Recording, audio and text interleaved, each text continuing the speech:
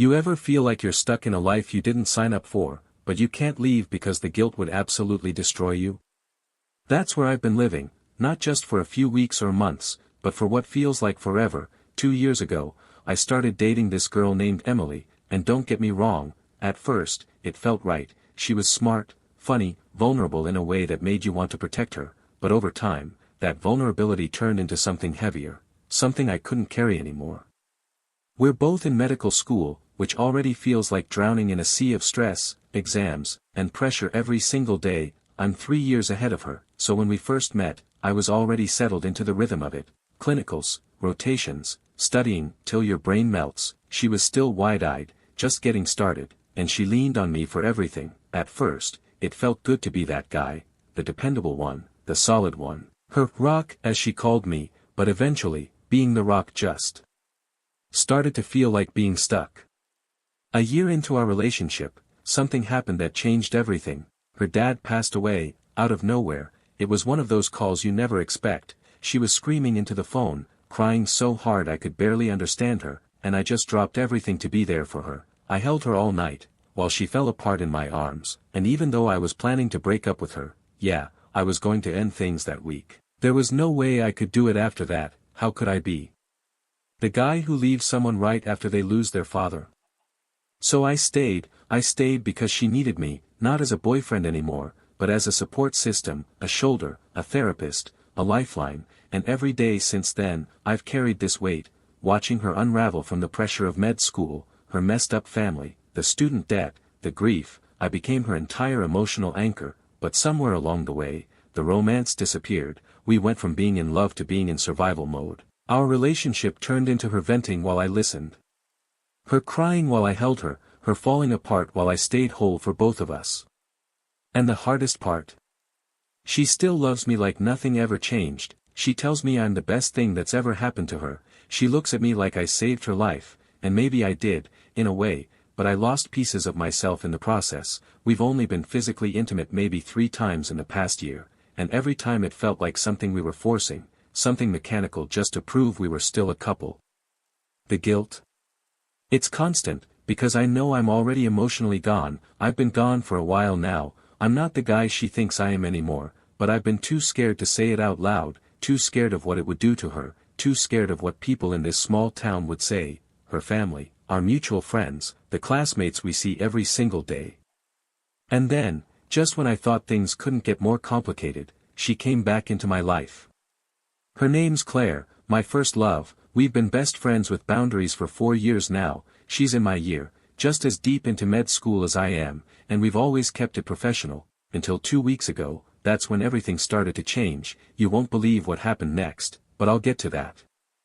Claire and I go way back before I even met Emily. We had a thing years ago, nothing official, just feelings that never went away, but we made a pact to keep things platonic once I started dating Emily, and we actually stuck to it. For years, we studied together, laughed together, leaned on each other through hellish exams and sleepless rotations, but we never crossed that line. Until one night, 2 weeks ago. It started with a simple study session that ran too late. We were sitting across from each other in the library, both exhausted, both laughing way too hard over something stupid. I think it was some weird mnemonic we made up about cranial nerves. She looked up at me and smiled in a way I hadn't seen in a long time, a way that made me feel alive again, and I felt it, that pull, that connection that never really went away. We didn't even touch, but the tension in the air. You could cut it with a scalpel. I told myself nothing would happen, that it couldn't happen, that I was loyal, but then Claire confessed something I never expected. She looked me in the eyes and said, "I've been in love with you for years, I just couldn't say it before because I thought you were happy." My heart stopped. I should have walked away, I should have told her no, but I didn't. Because the truth was, I still loved her too. And that was the moment everything started to spiral. You won't believe what happened in the days that followed, because once that door opened, there was no closing it again. After Claire confessed her feelings to me that night, something in me cracked wide open, like a dam I had been patching together for way too long, and now it just burst. I walked home from the library that night with my heart racing, my thoughts screaming at me in every direction. I kept telling myself I could ignore it, pretend it didn't mean anything. That I could just go back to being the boyfriend who carried someone else's world on his back without letting it crush him. But I couldn't stop thinking about her, about Claire, about the way she looked at me like I was still someone worth wanting, someone who wasn't broken down from guilt and obligation. She saw me, not just the guy who showed up for everyone else, but the guy who used to laugh without thinking twice, who had dreams, who loved deeply. I hadn't felt like that guy in so long I forgot he existed. And then 2 nights later, I gave in. I wish I could say it just happened. I wish I could pretend it was some accident I didn't see coming, but that'd be a lie. I made a choice that I knew would shatter everything I'd been holding together. Emily texted me that night, saying she was having a rough evening and needed to talk, but I told her I was tired and needed to rest. Instead, I went to Claire's apartment. The second she opened the door, I knew there was no turning back. We didn't say much, just sat on her couch, talked a little about school, then sat in silence, and in that silence, I kissed her. It wasn't rushed or messy or out of control, it was soft, slow, emotional, like we were finally saying what we hadn't dared say for years. 1 kiss turned into 2, and 2 turned into more. We didn't sleep together, not that night, but the emotional cheating.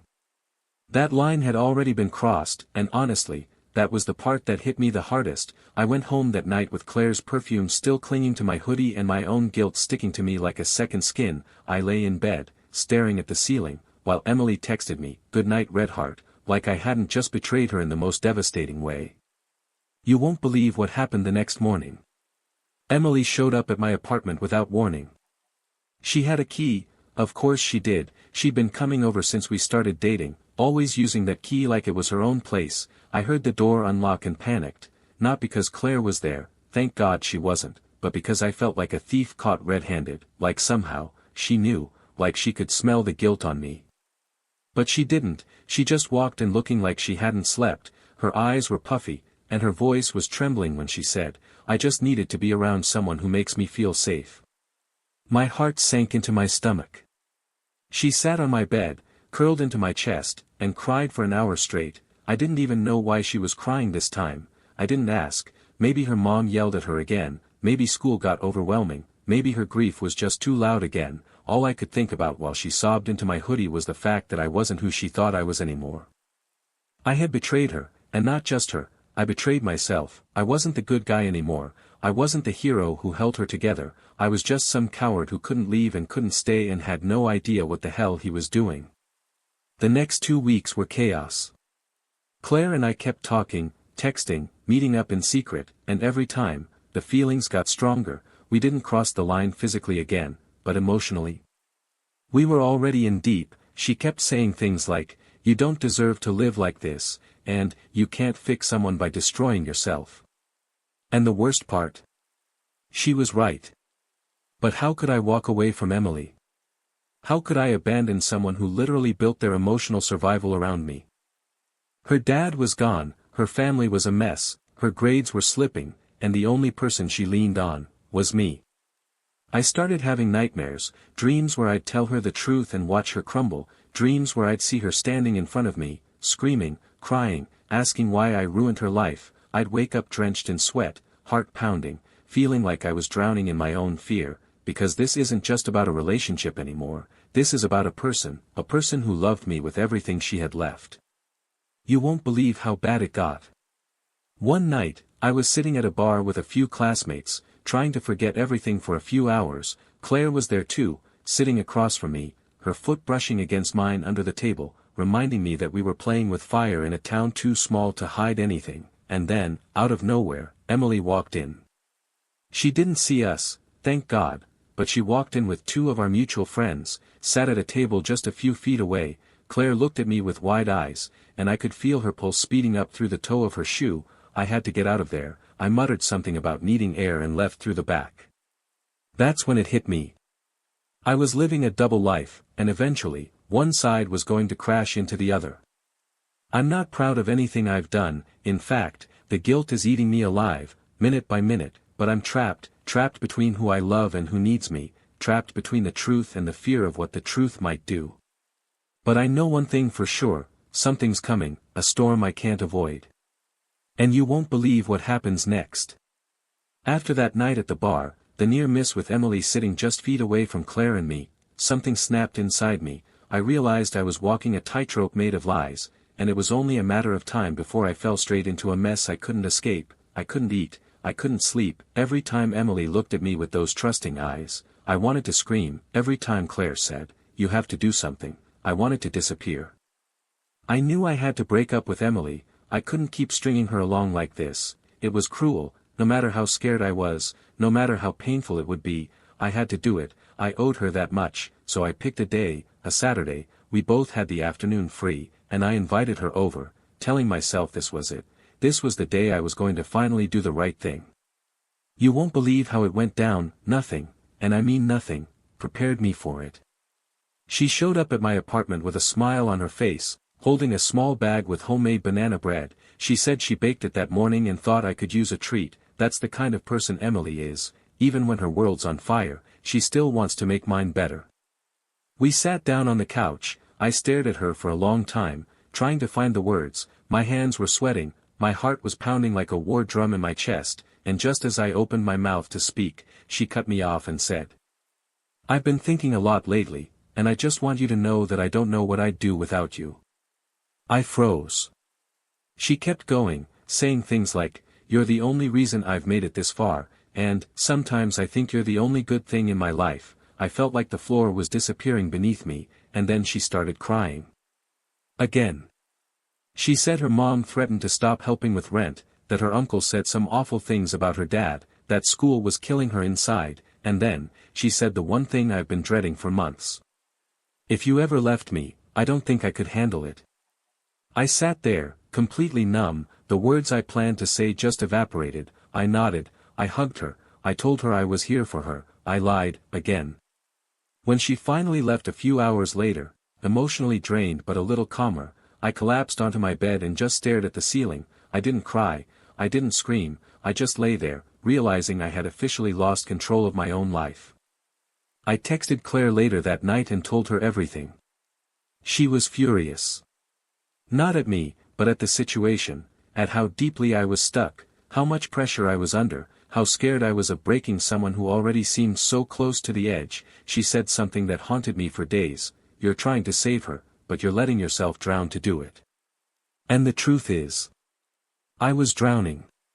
We kept our distance after that. Claire and I mean, we didn't see each other in person, just sent the occasional message, but the feelings didn't go away, they just sat there, like a storm cloud waiting to burst. Then came the twist I never saw coming. One of our mutual friends, a girl named Rachel, pulled me aside at school and asked if I was okay. I shrugged it off, gave her the usual, "Just tired, school's rough," kind of answer, but then she said something that chilled me to my core. "Emily's been eyeing some stuff, about how you're her future husband, and how you guys are gonna move in together after she graduates." I nearly choked. I hadn't agreed to any of that. We hadn't even talked about moving in, let alone marriage, but apparently, she'd been telling people like it was already set in stone, like we were on some fast track to forever. And that's when it hit me. She wasn't just emotionally dependent on me, she had built her entire future around me. I wasn't just her boyfriend, I was her escape plan, her therapist, her dream of stability in a life that had never given her any. I didn't know whether to feel sad or scared or guilty or all three at once. But I did know one thing: if I didn't find a way out soon, I was going to lose everything, my peace, my sanity, my chance at real happiness. That's when I made a new plan. I wasn't going to break up with her during a breakdown, I wasn't going to shatter her world in a moment of emotional chaos. I decided I'd wait until she had something solid beneath her feet, maybe after her next exam, maybe after finals, just something that made her less fragile. But the universe didn't wait for me. Because you won't believe what happened next. Emily found a photo of me and Claire, not doing anything inappropriate, not kissing, not touching, just sitting side by side in the library, smiling, laughing. It was a selfie Claire took weeks ago, before things got messy, and she had posted it on her private story, one that only close friends could see. Except someone must have screenshotted it, and someone must have shown Emily. She called me, her voice was shaking. She didn't yell, she didn't cry, she just asked, "Is there something going on between you and Claire?" My mouth went dry, My hands started to shake, I felt like the walls were closing in. And then she said, "Please don't lie to me." That was the moment I knew I couldn't keep doing this. Everything was about to blow up. And you won't believe how far the fallout would reach. I stared at the phone in my hand like it might explode. Emily's voice still echoed in my ears, quiet, trembling, but way too calm. "Please don't lie to me." That hit harder than if she'd screamed. She knew, she didn't have proof, not really, but something in her gut was screaming at her, and when someone's been through enough pain, they get good at recognizing when something's off.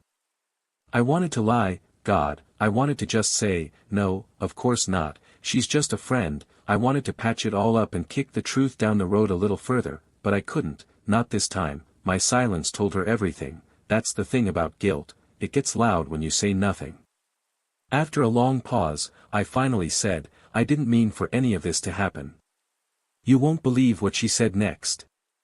She just sighed, not angry, not crying, just a long, tired breath, the kind you let out when something inside you breaks a little more than it already has. Then she said, "So it's true."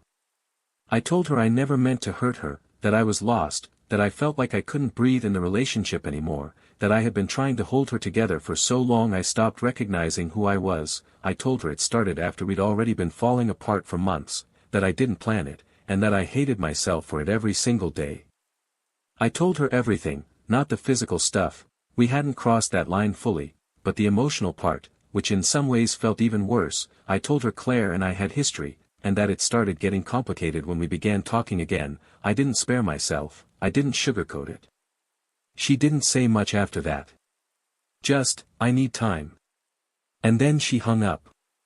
I sat there in the silence, staring at the wall, completely numb. That was the moment everything changed. The double life was over, the truth was out, but instead of relief, all I felt was fear, not fear for myself, fear for her, because I knew Emily. I knew how fragile she was underneath that brave face she wore every day. I knew how easily she spiraled when the rug was pulled out from under her. You won't believe what happened just a few hours later. Rachel, the same friend who warned me before, called me crying. She said Emily had shown up at her apartment, a complete mess. She wasn't making sense, she was shaking, and she kept saying over and over, "He was all I had." She didn't hurt herself, thank God, but she was close enough that Rachel took away her keys and stayed up with her all night just to make sure she wouldn't do anything reckless. I felt like the worst human alive. I couldn't even look in the mirror the next morning. All I could think was, what have I done? I wanted to be free. I wanted to be with someone who saw me for who I was, not just someone who needed me as a lifeline, but now, that want had wrecked another person's life. Claire called me later that day. I told her everything, how it all came out, how Emily spiraled, how I didn't know what to do now. And Claire, she went quiet. Then she said something that shook me. Maybe this was never going to work, not like this. I didn't say anything. She said she cared about me, loved me, even, but that I needed to fix what was broken inside myself before I dragged someone else into the wreckage. She said she wasn't giving up on me, but she was stepping back. It felt like getting hit by two trains at once.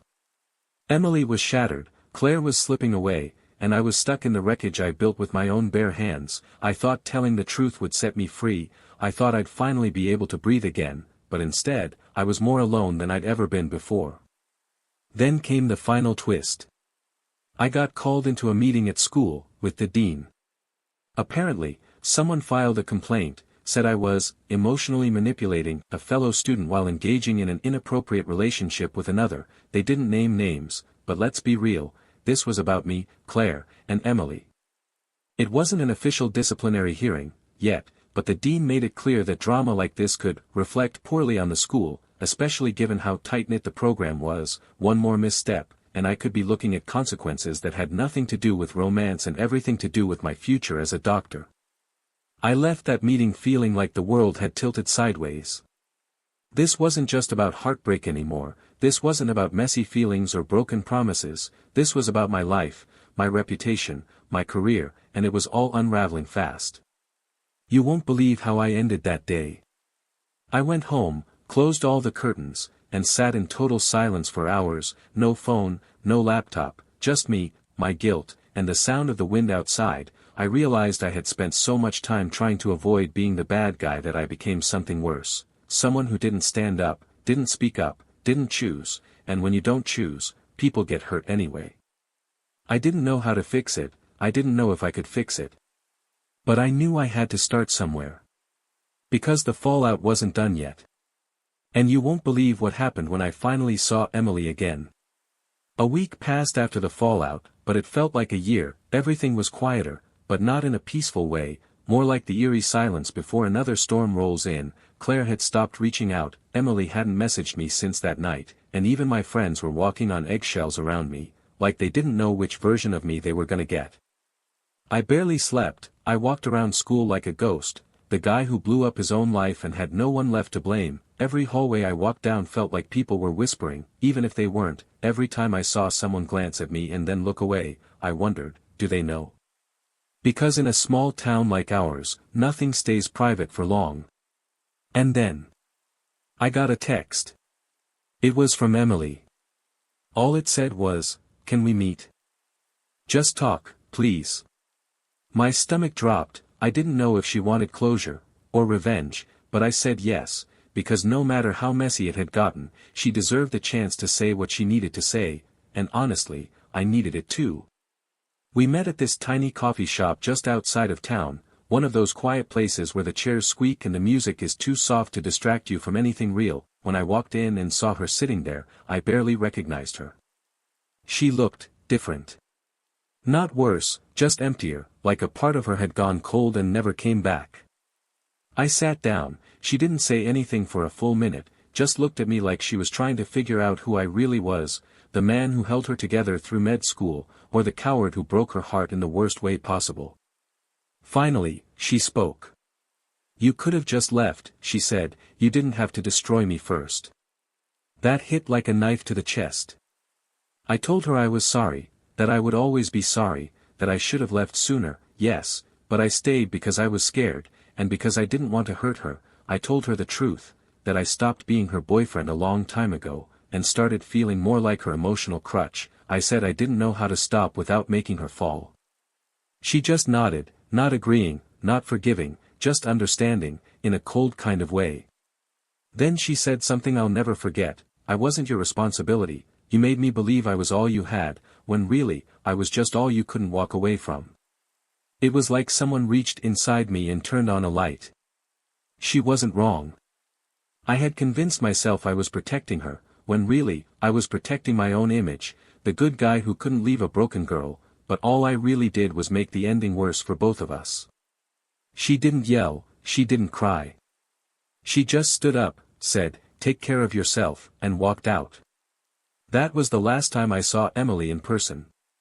I heard through mutual friends that she was slowly putting herself back together, that she started therapy again, that she moved in with a friend to save money and put space between herself and everything that reminded her of me. And honestly, I hope she's doing better now, I truly do. But just when I thought the drama was over, when I thought maybe, just maybe, I could start rebuilding my life, you won't believe what happened next. Claire showed up at my door. She hadn't called, no warning, just knocked like it was any other day. I opened the door, stunned, and she said, "I've been thinking, a lot." She stepped inside, and for a second, it was like nothing had changed. She smelled the same, moved the same, looked at me the same way she did before everything fell apart, but there was something different in her voice, stronger, more grounded. "I care about you," she said, "but I can't be with someone who only chooses me when everything else crashes down. I need you to be sure, not scared, not guilty, sure." I told her I was working on it, that I was starting therapy myself, that I was trying to learn how to choose, not just react to who needed me most. I told her I didn't have all the answers, but I knew one thing: when I pictured peace, she was in it. She looked down at the floor for a long time. Then she said, "Maybe we're not meant to be together right now, but I'm not closing the door." And then, just like that, she left. Not with drama, not with fireworks, just a promise that maybe, someday, when the dust had finally settled, we'd find our way back. So here I am. Alone, but not broken. For the first time in years, I'm facing myself without anyone to lean on or hide behind. I'm learning how to sit with the guilt, the regret, the pain, all of it. I'm learning how to build something solid out of the wreckage I caused. And maybe, just maybe, I'll get another chance with Claire. But if not, at least I'll know that next time, I won't run from the hard choice. I won't wait until someone's already hurt to start being honest. And I won't mistake guilt for love ever again. Because if this story has taught me anything, it's this. When you try to save everyone, sometimes, you lose yourself. And when you finally stop pretending, that's when the real healing begins.